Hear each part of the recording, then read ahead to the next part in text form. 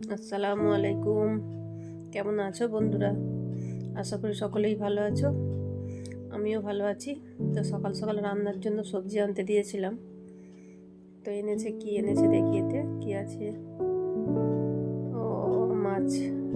মাছটা কি মাছ ঠিক বুঝতে পারছি না। পার্শে মাছ। মাছের ডিম আছে। কি সবজি এনেছে দেখি।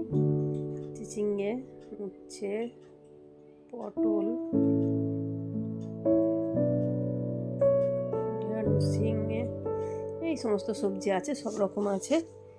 তো আজকে আমার পছন্দ হচ্ছে কি মাছের ঝাল করব,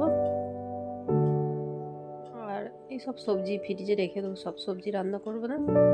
আর এই মূলো শাক আছে অফ টাইমে, এইটাকে ভাজা করব। শাক ভাজা আর এই মাছের ঝাল। তো মাছটা কেটে নিয়ে চলে এসেছি, কড়াইতে দিয়ে দিয়েছি। আর এদিকে এই যে শাকটাকে সেদ্ধ করতে দিয়েছি নুন দিয়ে। এটাকে লঙ্কা ছোট ছোট করে কুচি করে রসুন দিয়ে পেঁয়াজ দিয়ে তেলে ভাজা করে নিচ্ছি। ওদিকে তো মাছের ঝালটা হচ্ছে। আর এটা সে মাছের ডিম ছিল, ওইটা পেঁয়াজ দিয়ে কড়াইতে দিয়ে দিয়েছি ভেজে, পুরো একসঙ্গেই দিয়ে দিয়েছি একবারে।